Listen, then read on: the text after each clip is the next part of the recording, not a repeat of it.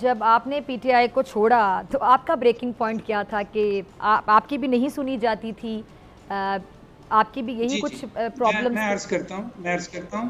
पहली बात ये जी कि मैं ये वजाहत कर दूं कि मैं पीटीआई पार्टी का कभी भी हिस्सा नहीं था, पीटीआई की गवर्नमेंट का हिस्सा था। ठीक है। क्योंकि मुझे एज ए टेक्नोक्रेट बुलाया गया था और मैं अपना सब कुछ छोड़ के पाकिस्तान आ गया था और मैंने एज ए हेल्थ मिनिस्टर काम किया। मेरी जो कारकर्दगी है इसका तो तारीख फैसला करेगी। कोविड के दौरान जो कुछ हुआ आपने देखा, लेकिन उसके बाद मुझे ये लगने लगा कि मैं जो ख्वाब देख के आया था या मेरी जो अंडरस्टैंडिंग थी प्राइम मिनिस्टर साहब के साथ कि हम पाकिस्तान के अंदर यूनिवर्सल हेल्थ कवरेज जो है उसको इम्प्लीमेंट करेंगे, प्राइमरी हेल्थ केयर को स्ट्रेंथन करेंगे, वो उसकी बजाय एजेंडा कुछ मुझे मुख्तलिफ जब लगने लगा और जब मुझे ये भी लगने लगा कि मैं फ़ैसले नहीं कर पा रहा और फैसले कहीं और हो रहे हैं, तो उस वक्त मैंने पार्टी को खैराबाद कहा, सॉरी गवर्नमेंट को खैराबाद कहा, मैं ये कहना चाहता हूँ। लेकिन सर देखिए, ये सवाल अगर मैं सवाल जरा दूसरी तरह पूछ लेती हूँ कि चाहे आप टेक्नोक्रेट थे लेकिन आप उस सियासी पार्टी के साथ थे और उनकी जब हुकूमत थी तो आप एक हिस्सा थे उस हुकूमत का,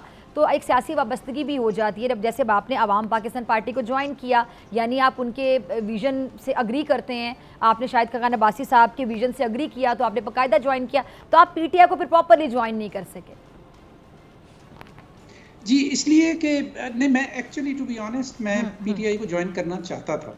अच्छा। और मुझे कहा भी गया, लेकिन जैसे जैसे वक्त गुजरता गया मुझे ऐसे लगा कि ये वो किसने कहा आपको? जी आपको बानी चेयरमैन मतलब मेरे कैबिनेट कुलीग्स थे, मुझे प्राइम मिनिस्टर ने भी कहा, मेरे कैबिनेट कुलीग्स भी थे और मुझे कोई चीज़ माने नहीं थी कि मैं पार्टी की मेंबरशिप ले लेता, लेकिन मुझे ग्रेजुअली ये लगने लगा कि चीज़ें जिस तरह दूर से नज़र आती थी ये वैसी नहीं है। तो इसलिए मैंने अपने आप को टाइम दिया और वो टाइम गुजरता चला गया, फिर कोविड आ गया और उसके बाद तो सूरत हाल इतनी ख़राब हो गई कि I decided to leave the government. और उसके बाद अब मैं चूँकि मैंने पाकिस्तान में रहने का फ़ैसला कर लिया, 2-3 साल गुजर गए और मैं ये देख रहा था कि पाकिस्तान के जिस भी मसले को आप समझने की कोशिश करें तो उसका आखिरी जवाब यही मिलता है कि जी जब तक पॉलिटिकल स्टेबिलिटी नहीं होगी, जब तक हमारी गवर्नेंस ठीक नहीं होगी, हमारे ये मसाइल हल नहीं हो सकते।